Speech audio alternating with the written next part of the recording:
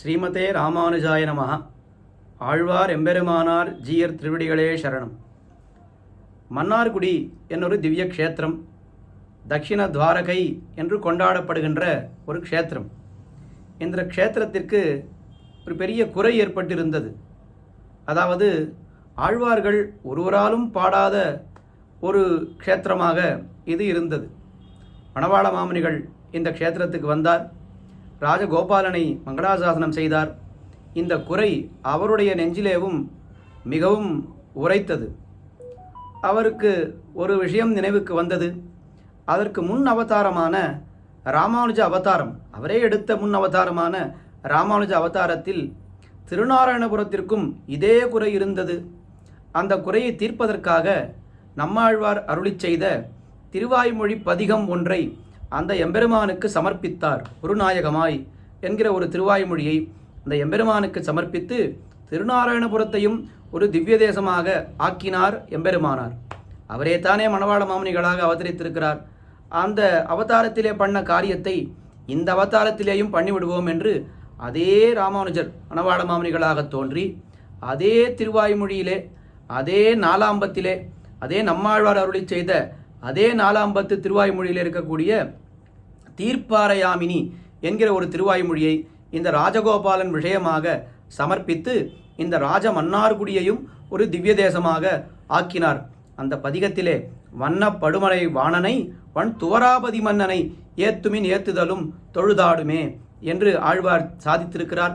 அந்த பாசுரத்தை திருவுள்ளத்திலே கொண்டு இந்த மன்னார்குடியையும் ஒரு திவ்ய தேசமாக ஆக்கினார் மணவாள மாமுனிகள் என்று பார்க்கிறோம்.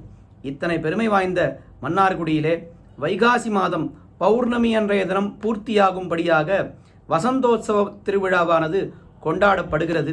அந்த பூர்த்தியாகின்ற பௌர்ணமி தினத்தன்று அதிகாலையிலே ஒரு 5:30-6 மணி அளவிலே உதய கருட சேவை, சூரியன் உதிக்கும் பொழுது எம்பெருமான் கருடாருடனாக எழுந்தருளியிருந்து சேவை சாதிப்பார்.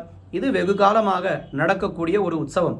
கருட சேவை என்னால் அது பெருமாள் கோயில்களுக்கே முக்கியமான உற்சவம். வேதங்கள் சாஸ்திரங்கள் எல்லாம் என்ன சொல்கின்றன என்றால், எந்த தேவதை கருடன் மேலே வருகிறானோ அவன்தான் பரதேவதை என்று தெரிவிக்கின்றன. அப்போ எந்த தேவதைக்கு கருடன் வாகனமாக இருக்கிறான்?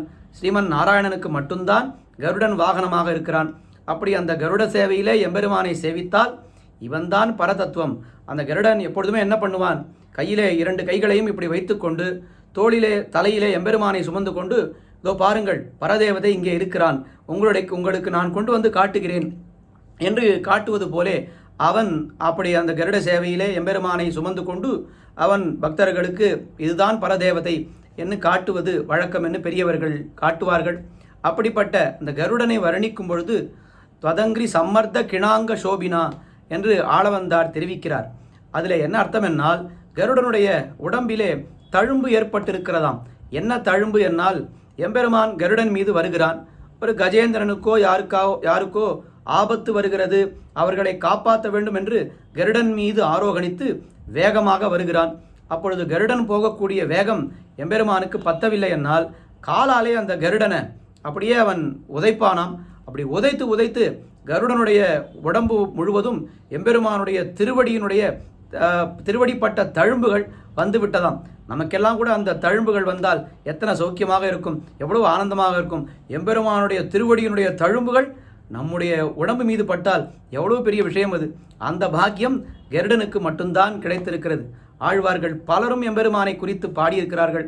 அதிலே நம்மாழ்வார் எம்பெருமானை கருட வாகனத்திலே சேவிக்க வேண்டும் என்று ஆசைப்பட்டார். அருளாத நீரருளி அவராவி துவராமுன் அருளாழி புட்கடவீர் அவர் வீதி ஒரு நாள் என்று அருளாழி அம்மானை கண்டக்கால் இது சொல்லி அருள் ஆழிவரிவண்டே யாமுமென் பிழைத்தோமே. ஒரே ஒரு நாள் நான் இருக்கிற வீதி வழியாக எம்பெருமான் வந்தாலும் போரும், ஆனால் அவன் கருட சேவையிலே வர வேண்டும் என்று நம்மாழ்வார் பிரார்த்தித்தார். அத்தனை பெருமைகள் வாய்ந்த அந்த கருட சேவை, அதுவும் மன்னார்குடியிலே இந்த ராஜகோபாலன் கருட சேவையிலே எழுந்தருள்வது என்பது தனிச்சிறப்பு. நாம் தொண்ட மண்டலங்களிலே எல்லாம் பார்த்தால் கருடனுடைய இந்த கை மீது எம்பெருமான் திருவடியை வைத்துக் கொண்டிருப்பான். ஆனால் ராஜகோபாலன் என்ன பண்ணுவார் என்னால், 2 திருவடிகளையும் ஒரு திருவடி கருடனுடைய தலை மீதும் மற்றொரு திருவடி கருடனுடைய தோள் மீதும் வைத்துக் கொண்டிருப்பான். ஆளவந்தார் சாதித்ததற்கு ஏற்ப அந்த தோளிலே அப்படியே அந்த எம்பெருமானுடைய திருவடி தழும்புகளை பதித்திருக்கக்கூடிய ஒரு சன்னிவேசத்திலேயே எம்பெருமான் எழுந்தொழிருப்பான். அப்படிப்பட்ட விசேஷமான கருட சேவை இது வருடா வருடம் நடக்கக்கூடிய ஒரு உற்சவம்தான்.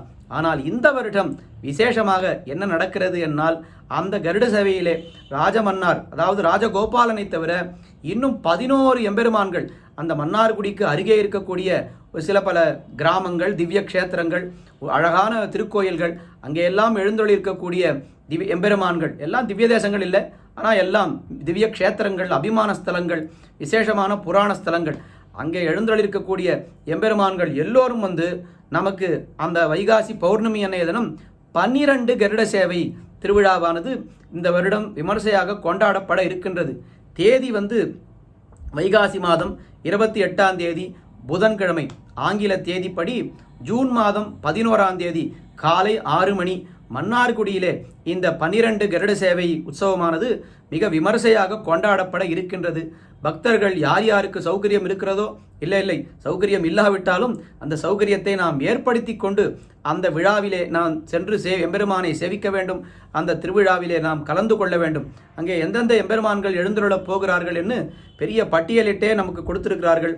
வித்யாராஜகோபால சுவாமி மன்னார்குடி, கோபிநாத சுவாமி திருக்கோயிலிருந்து கோபிநாதன் மன்னார்குடி, வெங்கடாச்சலபதி சுவாமி திருக்கோயில் சேரங்குளம், நவநீத கிருஷ்ணன் சுவாமி சேரங்குளம், கோதண்டராமர் திருக்கோயில் கோதண்டராமன் தேவன்குடி, பிரசன்ன வெங்கட்ரமண சுவாமி அவர் சாத்தனூர், ராஜகோபால சுவாமி ஏத்தக்குடி, கஸ்தூரிரங்கன் சுவாமி திருமக்கோட்டை, லக்ஷ்மி நாராயண சுவாமி இருள் நீக்கி, ஸ்ரீனிவாச பெருமாள் காளாச்சேரி, கோதண்டராமர் வரதராஜ சுவாமி திருக்கோயில் பூவனூர், கஸ்தூரிரங்க பெருமாள் கீழ்ப்பனையூர் ஆகிய இத்தனை திவ்ய கஷேத்திரங்களிலிருந்து 12 எம்பெருமான்கள் கருட சேவையிலே அன்றைய தினம் மன்னார்குடி அந்த ராஜ வீதிகளிலே அவர்கள் வலம் வந்து சேவை சாதிக்க இருக்கின்றார்கள்.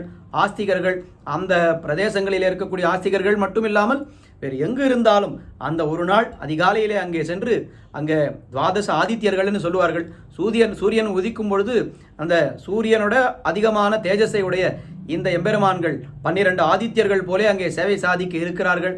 எல்லோரும் அடியவர்கள் அனைவரும் அங்கே சென்று அந்த விழாவை சிறப்பித்து, அங்கே நாம் கலந்து கொண்டாதானே விழா சிறப்பாகும். எம்பெருமானுடைய உற்சவம் என்னால் அடியவர்கள் எத்தனை பேர் இருக்கிறார்களோ அப்போத்தானே அந்த விழாவுக்கே ஒரு பெருமை. அத்தனை பேர் அடியவர்கள் அங்கே சென்று அந்த விழாவிலே கலந்து கொண்டு அத்தனை எம்பெருமான்களுடைய அனுகிரகத்திற்கு பாத்திர பூத்திரர்களாகும்படி கொள்ளப்படுகிறார்கள். அடியேன் மதுரகவி